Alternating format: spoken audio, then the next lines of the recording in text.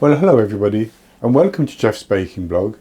Today I'm going to make some mini flapjack bites, all butter flapjack bites. Now, I bought some from Marks and Spencer a couple of weeks ago. They come in a little tub like this and they were so delicious that I thought I've just got to try to make those. I do already have several flapjack recipes, and the plain flapjack is very, very good indeed. Lots of people have commented how much they like it, but I think these flapjacks are even better if I can get them just like the Marks and Spencer's ones. So what I've done is I've taken down the details of the ingredients on the Marks and Spencer's ones, and I've tried to replicate that as well as I can. And so it's not going to be a difficult recipe. Flapjacks aren't difficult.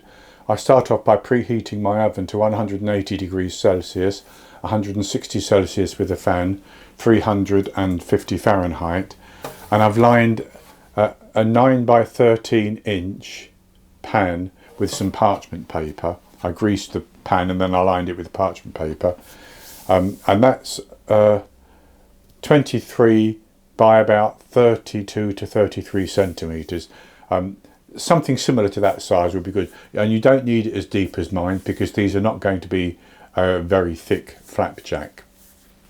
So I'll go on to the ingredients, and for the ingredients I have 500 grams, which is 1 cup of rolled oats, 225 grams, 1 cup of unsalted butter.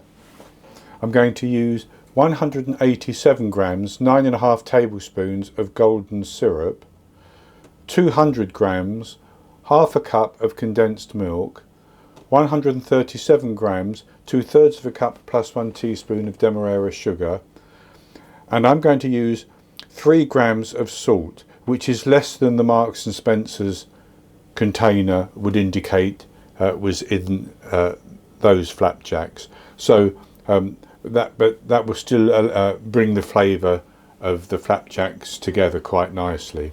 And we need to put the butter, the salt, the condensed milk, the demerara sugar and the golden syrup into a large saucepan so we can melt it.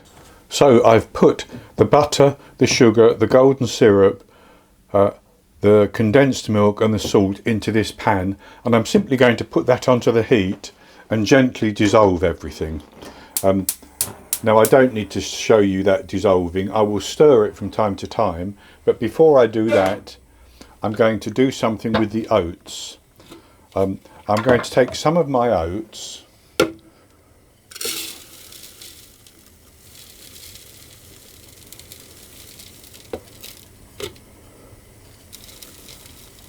maybe about half of them, and I'm going to process those a little bit to break them down.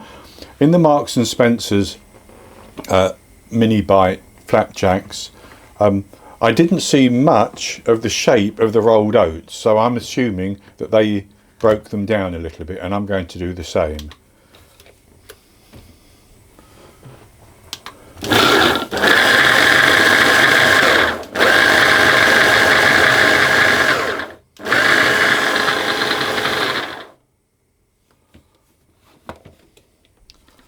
And that's good enough, like that. That's just broken that down a little bit. And I'll tip those back into the bowl.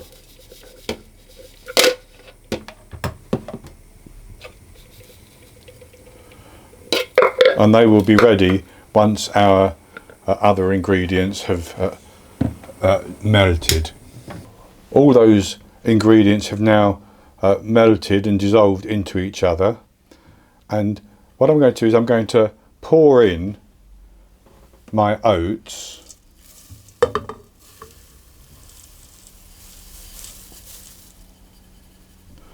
and I'm going to stir those around and get those fully combined.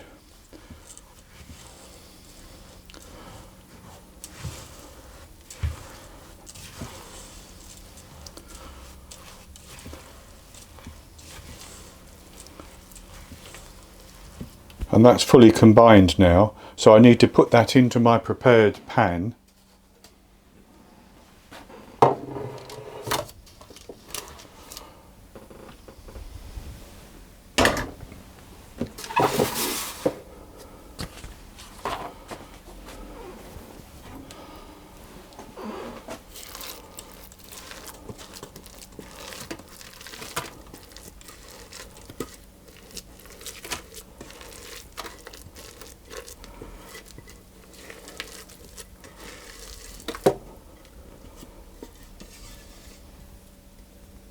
And with that in the pan, I'm going to press it down and spread it out as evenly as I can across the base.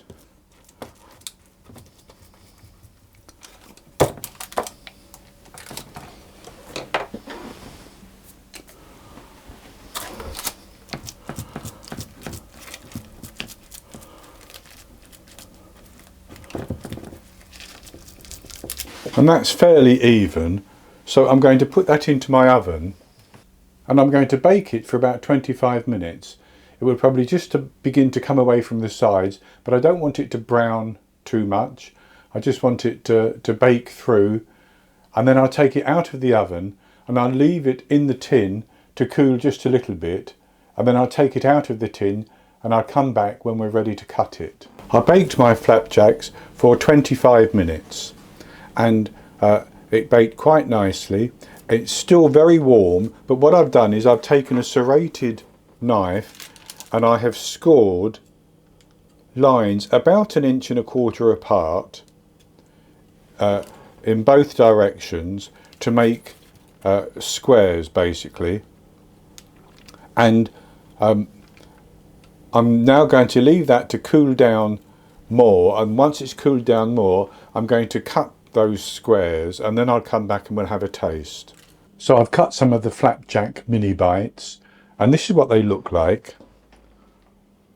I have many more to cut. This will make, well, I'm going to get about 77 out of this, but they're a good bite size. So I'll have a taste of one.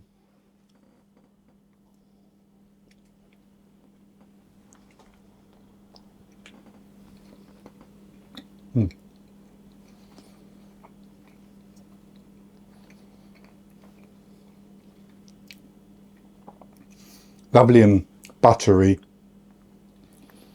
soft and chewy, and they're still slightly warm. They will firm up just a little bit more as they cool down completely, but they do taste very good and very similar to the ones I bought in Marks and Spencer. So that's going to be it for this recipe. I hope you've enjoyed it, and if you have, please give me the thumbs up below and click to subscribe to my YouTube channel. In the top right hand corner of the screen there'll be an eye that you can click on, and that will take you to a link for the recipe, and I'll put a link below the video as well, and I'll be back with another recipe in the very near future. So until then, happy baking.